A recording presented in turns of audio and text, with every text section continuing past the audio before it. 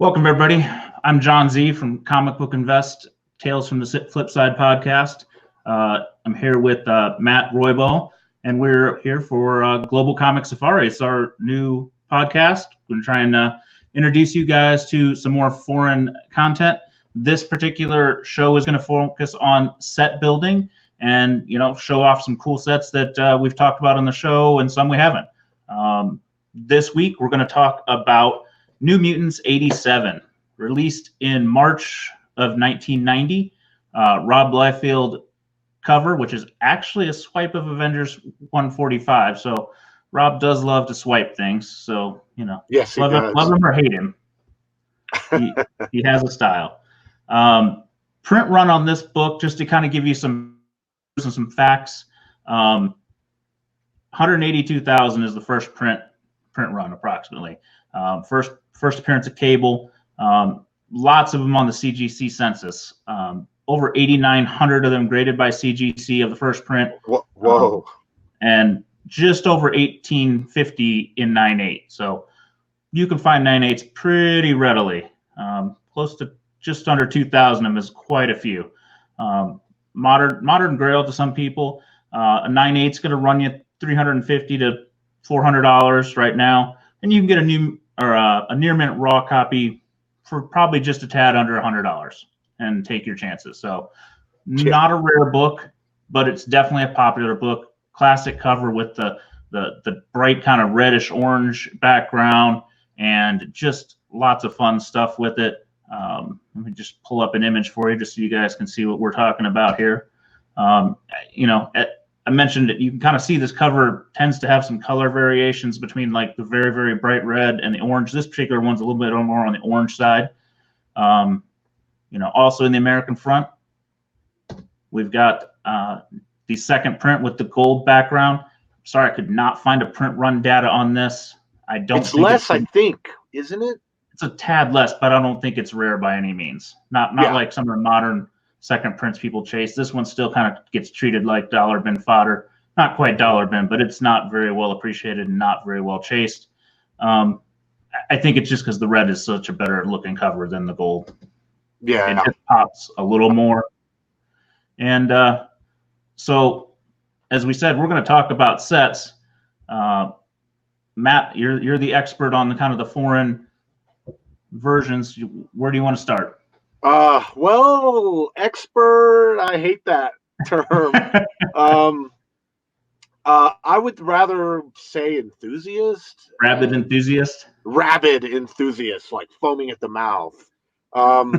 I've always thought this cover was interesting just from, Liefeld doesn't have the best kind of body. I mean, look how broad Cable is. He's like a freaking beast, man. He is, but he did leave the feet off this cover, so maybe it's why it stands out in his artwork. He does love big biceps, big guns, lots of pouches. I mean, he's got a style. He's definitely got style. And some people love it and some people hate it, but there's no denying this is a key book from the Copper modern era.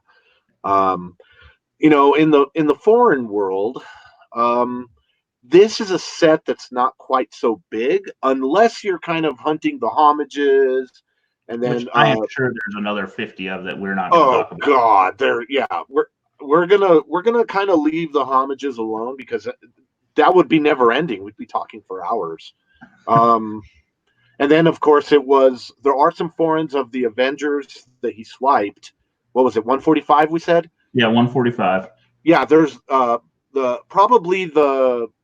the key foreign of that one would be the Filipino.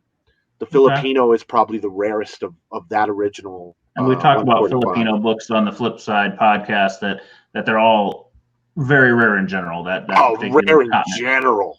Yeah. Having one Filipino, like say a bookstore book, just at all is, in my opinion, it could be a jewel in anyone's collection. They're just that rare. But as far as this foreign set, I was the first person to try to kind of start it. There is a super collector by the name of Corey Pommel, and he was building it kind of in tandem with me, and I helped him out. But I will say that I was the first person to complete the core foreign uh, grouping of them. But I helped Corey complete that as well, and he did a great job. And he hunts the swipes, and he hunts them all. But yeah, it's a fun set. It's not quite as big as some of the bigger sets, but that's why we kind of wanted to focus on it on this first show. And the foreign publishers did some neat things with the art. So, let's get into that. We got to remember that this title was not a vibrant title before Liefeld took over. So this issue kind of kicked it off, and that's why it became popular. So that's probably why there's not a lot of print run. Is this was the one that kind of brought it back to life, and around the 90s is where issue 90s is where we start seeing more publishers, I believe. So yeah, exactly. Yeah, it just didn't have as many of the foreign licensees that went in and licensed it. Or you also saw some instances where foreign publishers had a New Mutants run, but then they'd stop it short. They wouldn't make it to 87. They maybe would only get to like the first 30 issues, or it just for whatever reason it didn't get printed a whole lot, which makes it perfect for our first episode. This is one we just talked about too. Is that the Australian price variants didn't start until later? Was everything I've read is issue 94 is where the Australian price variant started. So that's another easy one that just wasn't there. Yeah, was not there. I don't want to say easy, but common one. Well, and some people swear and insist. There are some people that have said that Liefeld has claimed he has signed a Australian price variant, but until I see one, I can't prove it out. I can't know it exists. We know that the first Deadpool exists as an Australian price variant. This one's kind of up in the air. I hear it both ways. Like you said, with the researcher, people saying that they didn't get that early. And then again, there is a hardcore collector out there that swears Liefeld claimed that an Australian price variant exists. Maybe, that's something within the foreign world of comics that, there are no necessarily big databases that exist that have everything. Grand Comics Database does a pretty good job. They have a lot, but they don't have everything. And then, of course, the different countries do have their own databases, but even those aren't complete in some instances.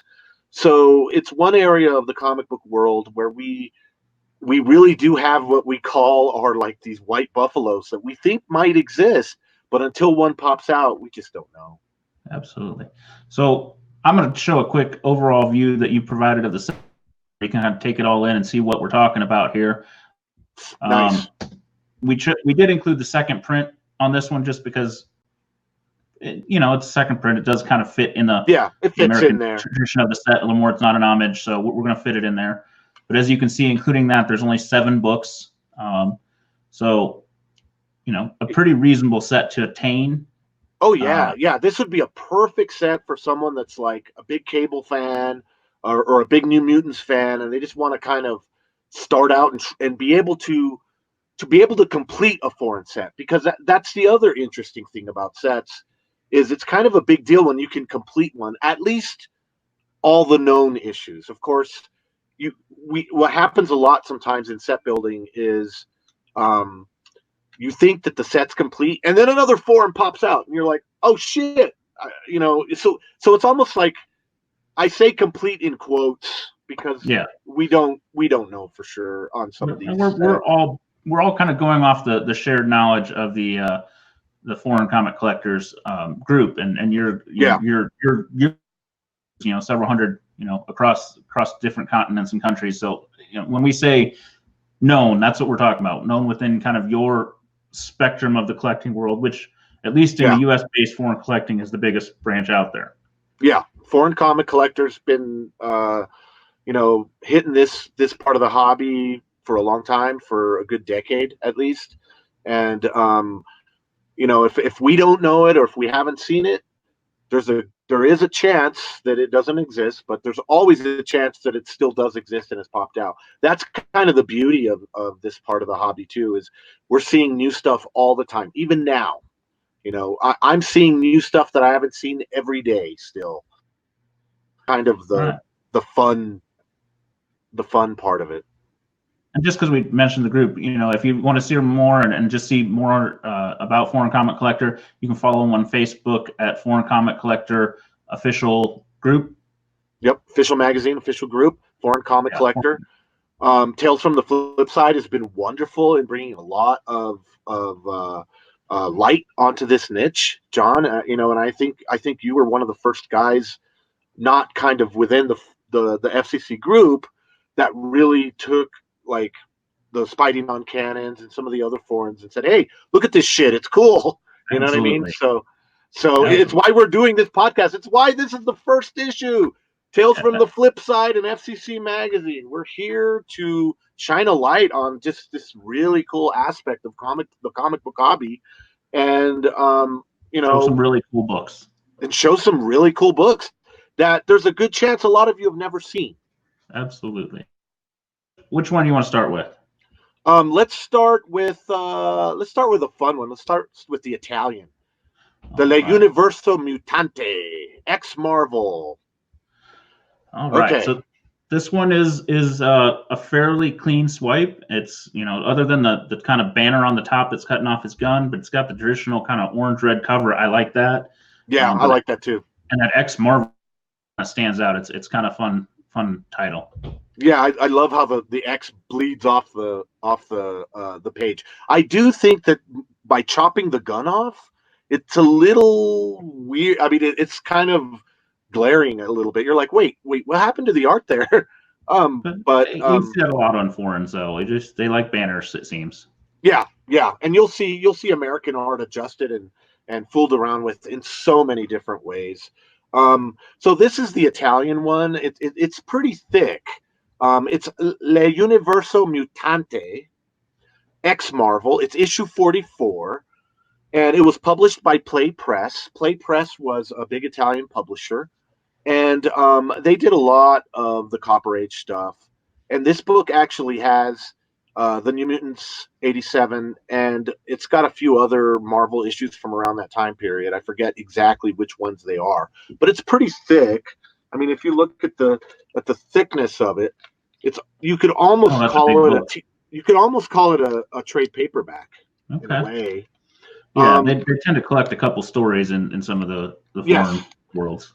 They combine them in many ways, and it makes sense because they're not, the foreign publishers aren't beholden to any specific run or any of that, and Marvel and DC and a lot of the American publishers, when they sold the licenses for these books, they allowed the foreign publishers to kind of package them how they saw fit. And so what you end up with is a bunch of neat books that have, as we'll get to the Swedish and why that one is important. It's got another key book within it. Sometimes you'll end up with keys within keys and all this other stuff. But this is a fun one, relatively easy. You can find it on Italian eBay. You just got to know what to look for. You're gonna put in X Marvel, and you're gonna put in issue number 44. Now, condition-wise, the Italians took care of their books pretty good, better than some countries, but they did lack kind of a bag and board culture for a while. I don't think it really hit Italy until like the 90s. According to some Italian collectors, it wasn't quite as important to keep their books in bags and boards. And if you are an Italian collector out there, please comment and change my idea on that. But I'm going to tell you a lesson learned. The Italians are not the best shippers from my experience. Yeah. This is something you learn in the global communities. Not everybody has the same standards of shipping. I've paid for some decent sized books, and they come in just an envelope and came across the ocean that way. And sometimes you get lucky, sometimes you don't. Yeah, the Italians are ones that aren't so concerned with dings and dents. In fact, their guide as far as condition, I think, only has 5 levels to it.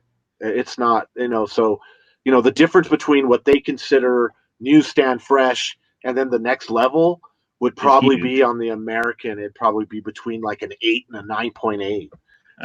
I would even almost stretch a little further It with might some of even them. be stretched a little further. So, you're going to take your chances on the shipping, but it's a relatively easy book to get on Italian eBay. And I would suggest people, this would be a good starter one to try to find. It's a little easier, but it's a fun book. I like this one. All right. So where are we hopping to next globally? Okay, so that's Italy. Let's go to let's go. Let's stick with the orange theme. Let's go to Spain. All right. Okay, so this is the Spanish. This one's Los Nuevos Mutantes 63. So this one's a little closer to the original. Yes. This one is. It was published in 1990 by Comics Forum, and it's really close. This might be the closest to the original, I think, John. Yeah, it's. I think it's just a little bit more. The banner placements maybe a little larger. Just just sizing's off, but it's real close. It's really, really, really, really close. And now the issue with this one is on the Spanish market, from my understanding, they do like this book. It's kind of like they're a little more attuned to the fact that this is a key. And I think because this one was printed later in the Los Nuevos Mutantes run. So, for instance, of course, the big question is there a first Deadpool Spanish? No, they didn't make it that far. Huh. I think they only made it 2 or 3 issues past this. I could be wrong, but they didn't make it too much far past this. They didn't quite make it to that Deadpool issue. So because it's later in the run, you don't see this one on Spanish eBay as often as you might think. I think this one is actually a little tougher than the early Spanish Los Nuevos Mutantes.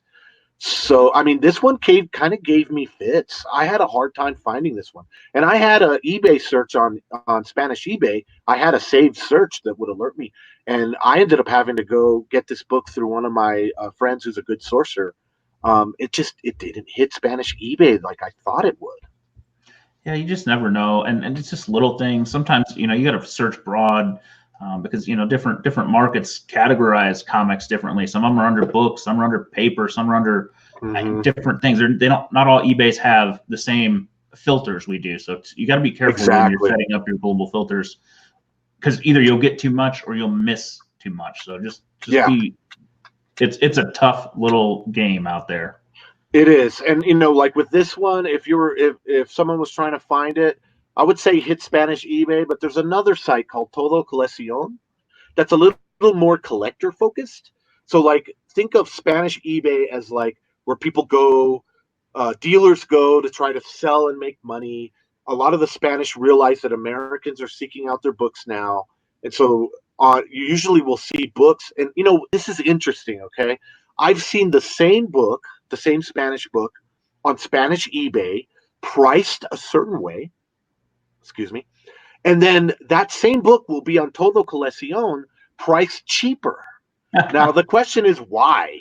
Well, I think it's because Todo Colección is more for collectors. It's like more of a collector to collector kind of reality there.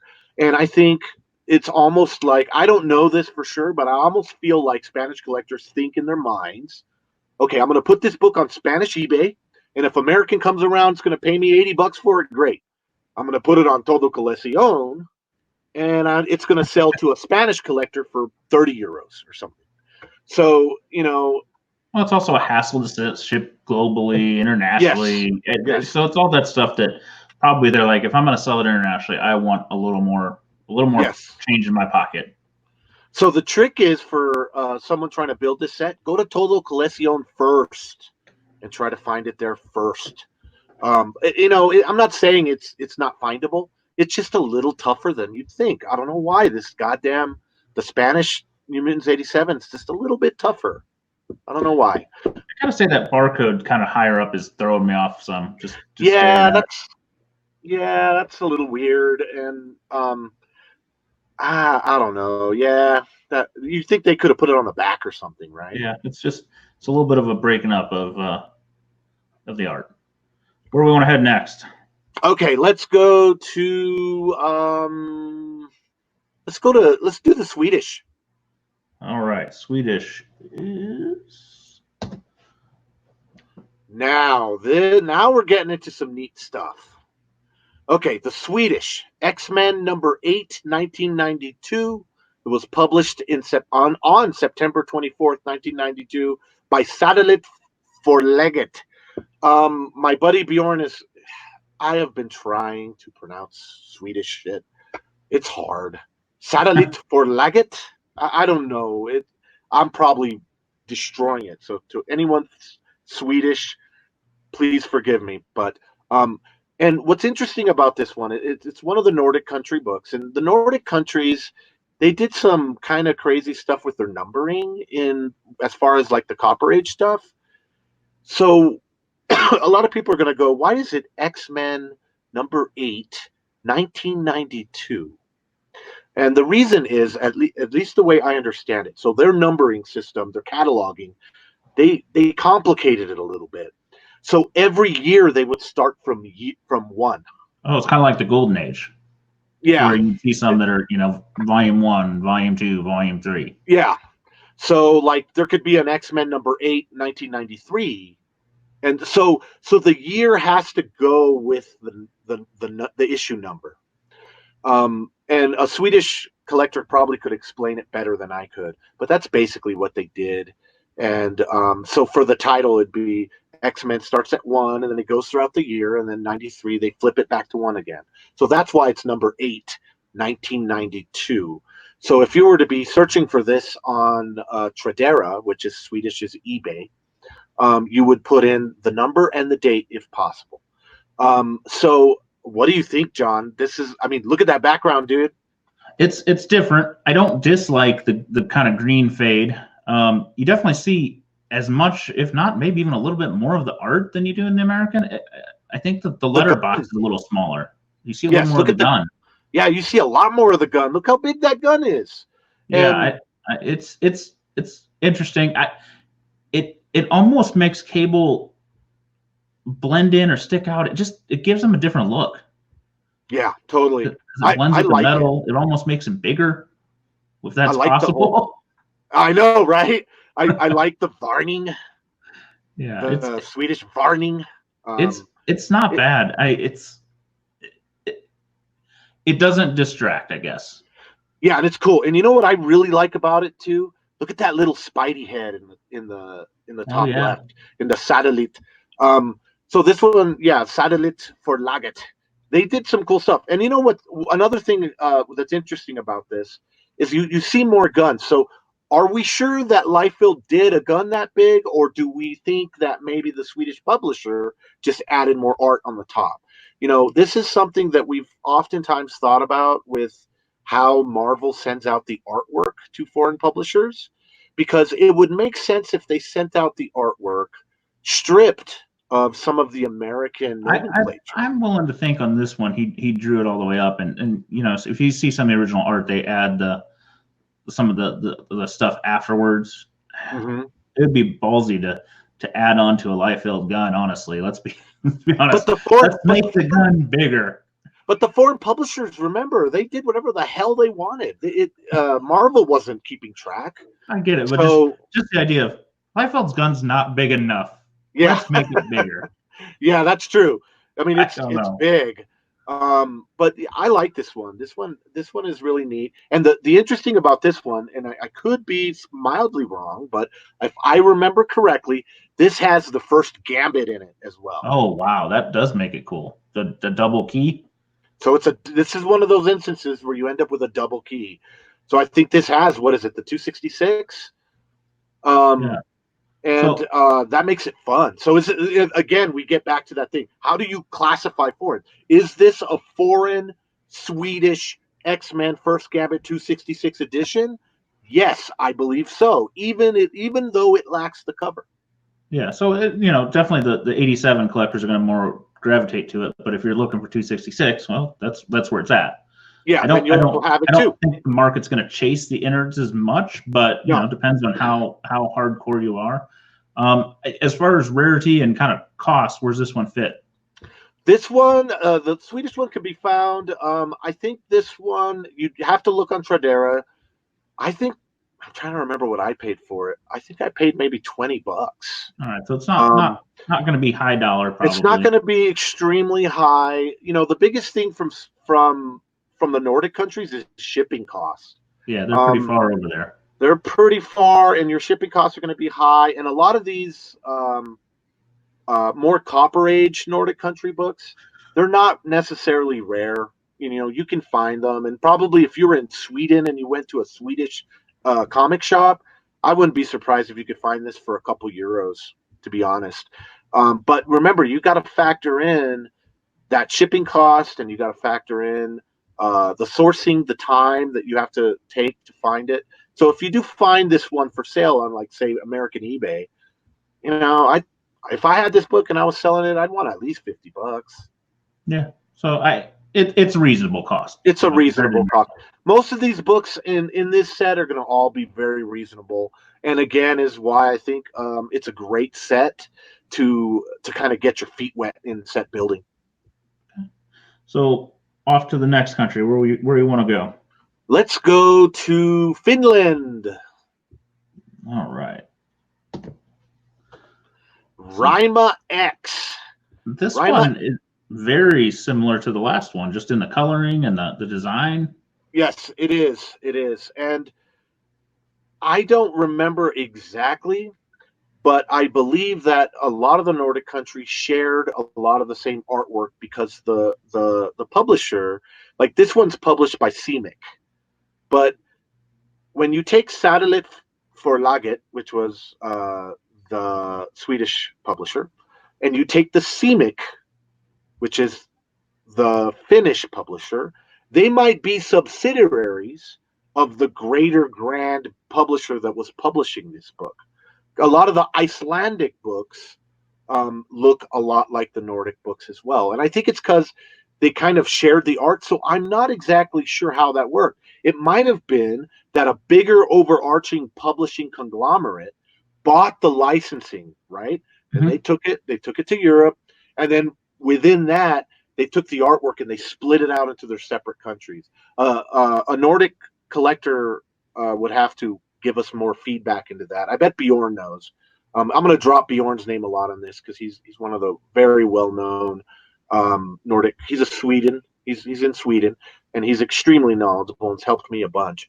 But that would be my guess, is that the license was kind of bought by a bigger overarching conglomerate, and then it was just spread out. And you see that a lot with some of the European publishers. They're separate countries, but they're owned by kind of a bigger overarching conglomerate publisher.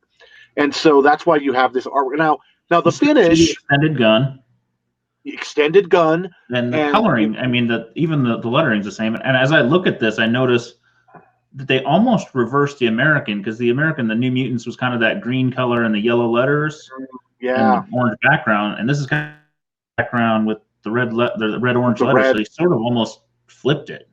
Yeah, they did. And another thing, another little tip: see how in that top corner you see the little Marvel purple? A lot of the Finnish books from the Copper Age have that little corner slice there.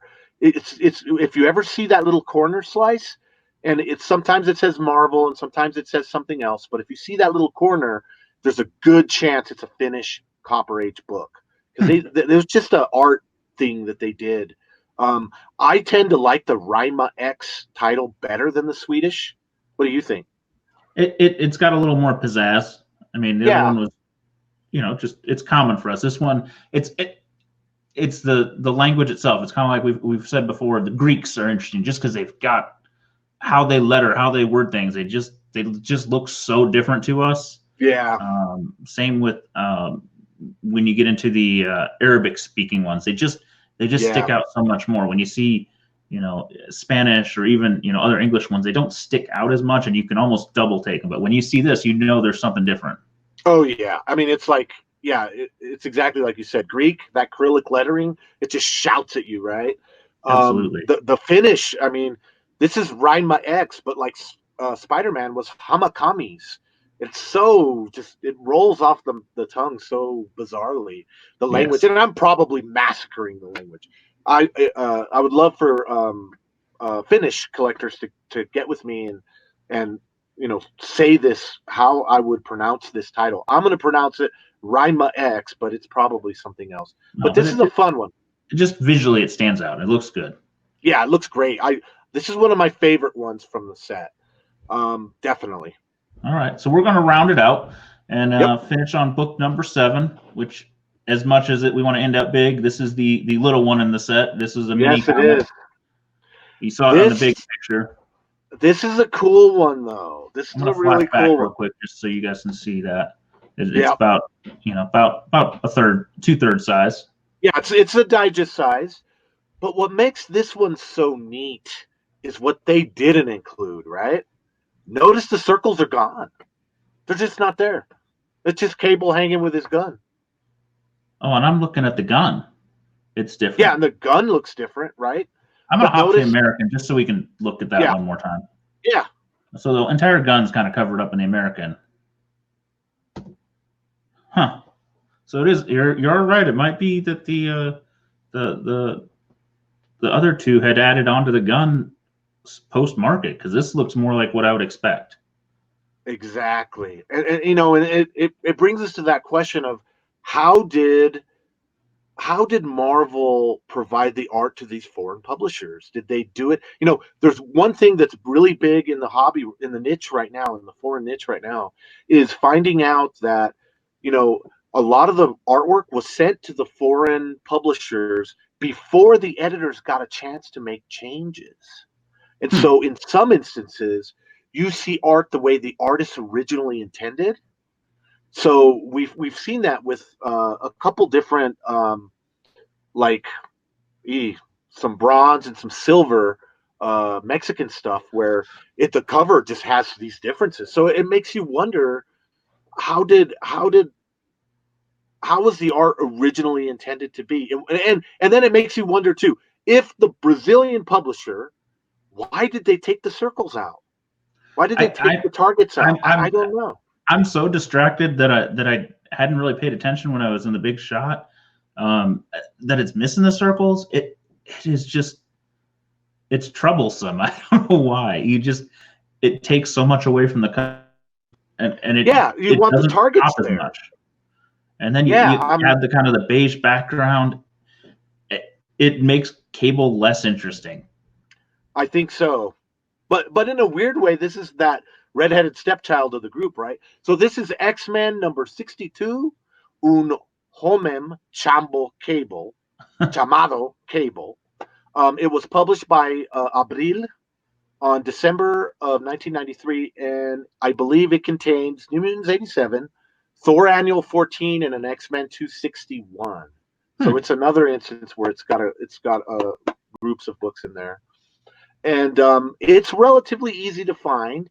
You can find it on Mercado Brazil. The issue with the Brazilian books is that, being in a country that's all pretty much, what is it, like 60 or 70% rainforest, paper does not survive there in the best conditions. So, you can probably find this one pretty easy on Mercado Brazil. Now, the problem with Mercado is you kind of need a sourcer to get the books for you. So the Mercado Libre auction system exists outside. It's like the Spanish-speaking eBay of Mexico, Central America, and South America. Yeah, but they don't like to ship globally. They don't like to ship. They don't really want Americans getting in there. And I think the biggest reason, at least it was a few years ago, is that their payment processor was a competitor to PayPal. So the last thing they want is Americans creating accounts and trying to make sellers take PayPal. They don't want that. At least that's the way it was a few years ago and how it was explained to me. So we figured out ways to get around that. But the easiest thing to do, if you're looking for a Brazilian book, is to find there are at least 2 or 3 Brazilian reshippers. So what they are is you pay them a fee to pick up a book off of Mercado, and then they will ship it to you. So you pay them the fee, the cost for the book, and the shipping cost, and they will get it to you. And they're probably the most well-known Brazilian reshipper and finder sourcer would be Jim Wazi. And you can find him on Facebook. And what you can do is you can go to Mercado Livre Brazil, search for this book, try to look for one that is nicer, because a lot of them will have rusty staples from that really humid environment. I'm even looking at this one. It looks like kind of the pages are a little dark from the scan. A little darker, yep. And a majority of those books down in Brazil are going to have issues with foxing and moisture and rust and all of that, because they didn't have also quite the bag and board culture until much later on. And so you see, even though this book isn't as old, this book was printed, in the what did I say, in the 90s? What was it? 93. Even though this book was printed in 93, if it didn't hit a bag and board until the early 2000s, yeah, you're going to have paper quality issues. But it's not one that's that hard to find. You just got to kind of do your due diligence and find a Brazilian reshipper like Jim Wazi and pick one up. All right, so just to kind of round it out. So we got the American, we got an Italian, a Brazilian, a Finnish, a Spanish, and a Swedish. So yep. Couple places to hit. You've given some great tips of where to look, what to find. If you were to say what's the toughest book to find in this group, what do you think is going to be the one that makes you a little crazy? It sounds insane, but I kind of feel like the Spanish was the toughest one for me to find. The Swedish one you can pop onto Tradera and you can find them. The Finnish one probably would be the next. I'd say the Spanish and the Finnish are probably more hard to find, just simply because I think on the Spanish one, the Spanish collectors are either wanting a lot of money for it or maybe even not letting them go like they would have, because they realize it's more key. And then the Finnish market can be kind of tough to crack. It's just tough. I should have wrote it down, but there is a Finnish auction site that you can go to. I don't have it right off the top of my head, but if you go to FCC Magazine official group, you'll be able, with a little bit of searching, you should be able to find that auction site. But I'd probably say the Finnish and the Spanish are going to be your 2 toughest ones to find. All right. So thank you for providing some insight and knowledge tonight on this set. We're going to be back with you soon with another episode focusing on another cool set that you can build. If you've liked what you've seen, please subscribe. Shout out to some other people, let them know, you got to watch the video and see just what's out there, kind of expand your mind. Also catch Matt, as we mentioned, on the Foreign Comic Collector Magazine group on Facebook. You can catch myself at comicbookinvest.com, as well as Tales from Flipside every Monday. Thank you all. We appreciate you being here, and we look forward to seeing you again. Let me drop 2 more things. Absolutely. I'm gonna drop one more. Foreign Comics Calling. It's a podcast that we've started with a couple of great guys. It's through FCC. It's a little more long form. We're keeping this show kind of tight. But if you're looking for a more long form, a couple guys talking for an hour, a little over an hour, Foreign Comics Calling would be the podcast. And then I just wanted to reiterate one thing, John. We do want to touch on maybe some other subjects. We were talking about touching on some foreign publishers. Absolutely. Having shows dedicated to foreign publishers. Also, I want to do a few shows dedicated to the foreign market. So we'll be touching on that as well. But for the most part, we'd like to just kind of concentrate on set building and what that entails and the beauty of all these different books. And, all these different books were never meant to exist together. Wasn't until globalization and the internet happened. These books, the publishers, when they were making these books, they didn't think Americans were going to give a shit about this stuff, right?